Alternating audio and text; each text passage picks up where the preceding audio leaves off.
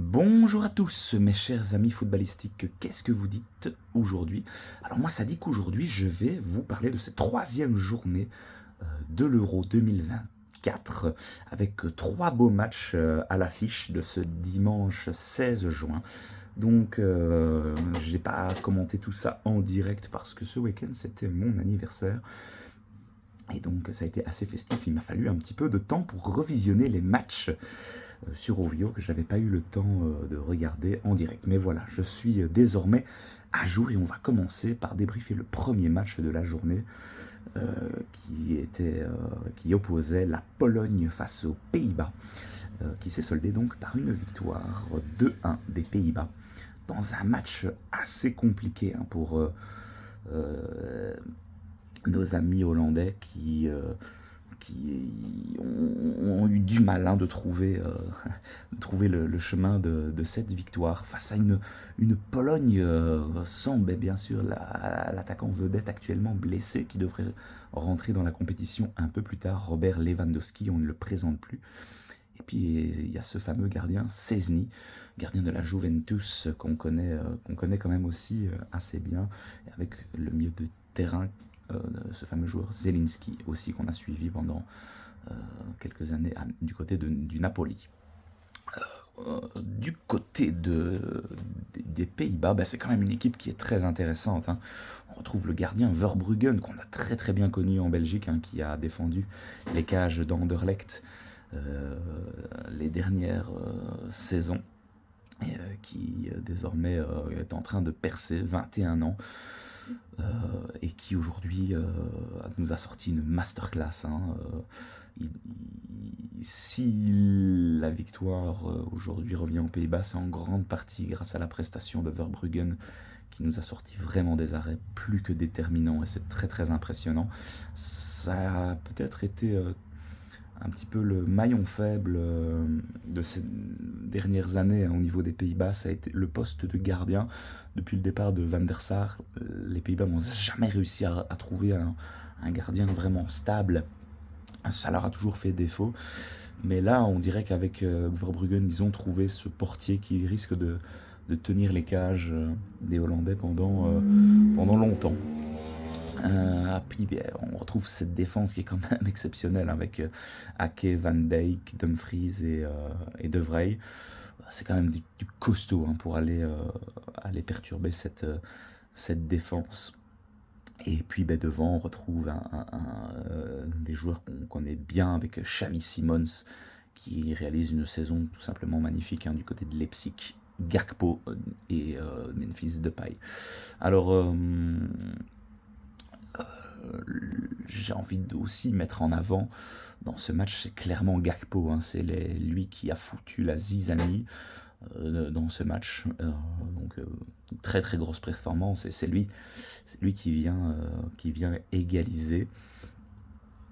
Puisque oui, avant toute chose, c'est bien sûr c'est la Pologne qui a ouvert le score sur un corner, un but de Buksa qui est venu tromper Verbruggen. Et là, on se dit potentiellement que cette équipe des Pays-Bas va peut-être se retrouver en danger. Et puis voilà, Gakpo a quand même bien réalisé ce qu'on lui demandait de faire. Et il a été quand même assez intéressant. Ensuite, j'ai trouvé un Memphis Depay peu inspiré. Aujourd'hui, ça a été assez compliqué euh, pour lui. Bon, voilà, on verra. Cette rentrée, ce premier match est assez timide pour certains joueurs. Donc à voir. Et puis il y a ce changement gagnant de Ronald Koeman qui fait rentrer Weghorst. Et c'est Weghorst qui, quelques minutes après, va venir tromper Szczęsny pour donner la victoire aux Pays-Bas. Donc voilà, c'est la petite surprise du chef, le changement gagnant de Koeman. Bravo aux Pays-Bas, mais bravo aussi à cette équipe de Pologne qui a clairement donné du fil à retordre aux Hollandais. Et je pense malgré tout qu'il ne faudrait pas vendre la peau de l'ours avant de l'avoir tué, parce que ces Polonais sont quand même, assez intéressants, et on verra dans le reste de ce groupe ce que cela va proposer avec l'Autriche et la France qu'on retrouvera ce soir pour finaliser ce groupe D. Alors pour la note de ce match, j'ai mis un bon 7 parce que c'était quand même assez intéressant de voir cette Pologne malmener les Pays-Bas. Et encore une fois, il s'en est vraiment fallu peu sans la prestation XXL du gardien Verbruggen. Ensuite, on enchaîne avec le match de la Slovénie face au Danemark, qui lançait les hostilités dans ce groupe C, composé également de l'Angleterre et de la Serbie. Mais ça, j'y reviendrai un petit peu plus tard. Alors Slovénie-Danemark, c'est Slovénie, une équipe que moi personnellement je ne connaissais pas trop. Et puis quand on regarde, on retrouve bien sûr ce gardien de l'Atlético qu'on connaît bien, hein, monsieur Oblak, qui est un sacré phénomène. Et puis il y a Sesko, l'attaquant de Leipzig, qu'on a eu l'occasion aussi de voir 2-3 fois. Côté Danemark, faut-il encore le rappeler, l'équipe a fini 3e lors du dernier Euro, avec, on se souvient tous malheureusement de cette image terrible d'Eriksen qui s'écroule en faisant un malaise cardiaque. Des images qui nous avaient glacé le sang à l'époque, hein. C'était, je m'en souviens, le match juste avant Belgique-Russie. Le cœur n'était pas à la fête, on avait eu de grosses frayeurs à ce moment-là, avec Simon Kjær qui avait été vraiment héroïque ce jour-là. Je crois que c'est lui qui avait sorti la langue d'Eriksen pour essayer de lui favoriser de dégager les voies respiratoires. En tout cas, je ne m'y connais pas spécialement, mais j'avais quand même cru comprendre qu'il avait été héroïque ce jour-là.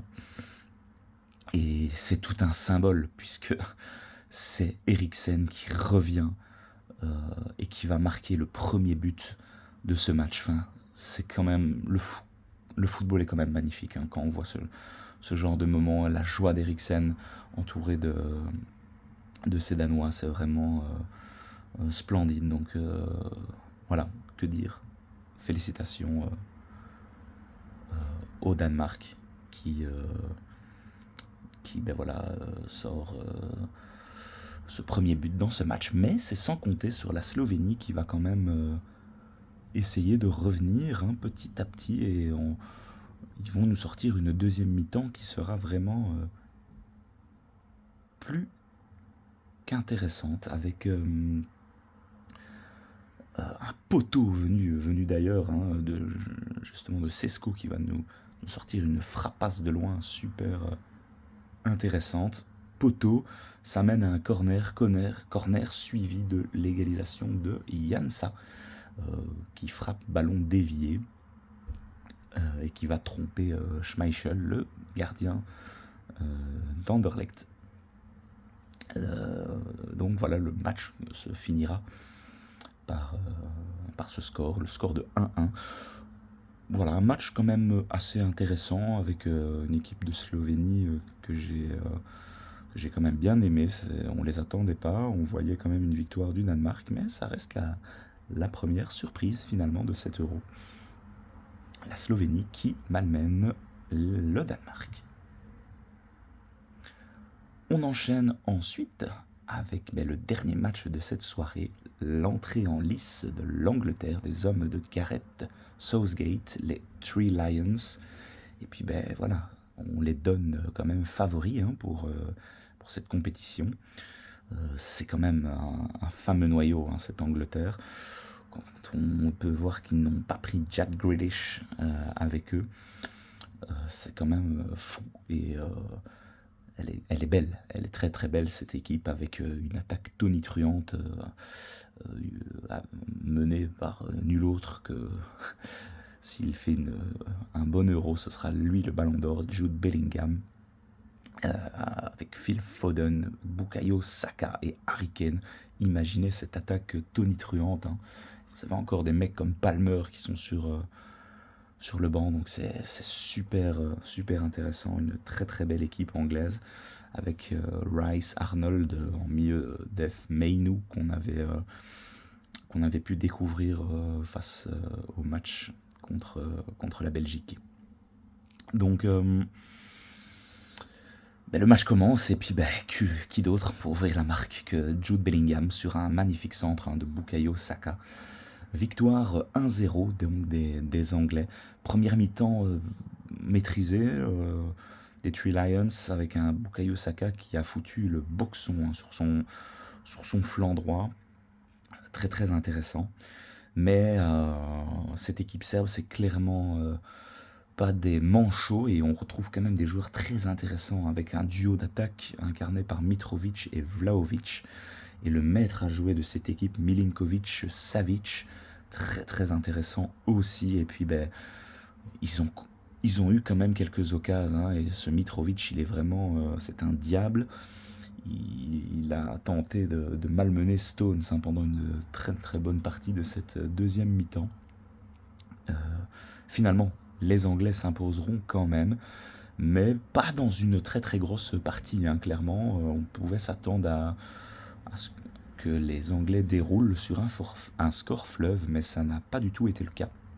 Donc la victoire est là, ça rassure peut-être un peu la presse, mais voilà, je suis pas sûr que tout le monde est grandement rassuré, mais cette équipe serbe n'est clairement pas à sous-estimer, et les Slovènes et les Danois vont devoir se les farcir, donc je serais curieux de voir ce que va nous proposer cette équipe serbe dans les prochains matchs. Mais une rencontre que où je mets une note de 6 sur 10, c'était pas voilà, le meilleur match. Harry Kane avait quand même été peu servi, avec quand même à un moment un centre là où Harry Kane est venu donner une grosse tête avec peut-être déjà un des plus beaux arrêts de l'Euro, ce gardien serbe qui sort cette tête d'Harry Kane, c'était vraiment magnifique sur sa ligne. Donc pour en conclure avec cette journée, un match quand même correct, mais c'était clairement pas le match le plus impressionnant qu'on a eu depuis le début de cet Euro. Donc une troisième journée déjà assez intéressante et qui donne quand même quelques petites indications intéressantes. Alors, en conclusion, n'hésitez pas vous à me dire ce que vous avez pensé de ce match, enfin de ces trois matchs. Quelles sont les équipes qui vous ont séduites, les joueurs qui vous ont tapé dans l'œil, et on en discute en commentaire. Aujourd'hui, ça y est, c'est notre nation, c'est les Diables Rouges qui rentrent en lice face à la Slovaquie. On débriefera ça bien sûr ce soir avec Faridinho qui sera de retour pour le débrief des Diables. On croise les doigts pour une victoire des Belges, peu importe la manière. Il faut lancer ce tournoi comme l'a fait l'Angleterre aujourd'hui avec une victoire. Domenico Tedesco, à toi de jouer. Les Diables, faites-nous rêver. Il y a également Ukraine contre la Roumanie. Ce sera aussi intéressant, des adversaires directs. On regardera ça. Et puis ce soir, il y a l'Autriche face à la France. Donc on en discutera très prochainement, mes chers amis. On se retrouve sur la chaîne de Del Piazza. L'Euro ne fait que commencer. À très vite, les amis.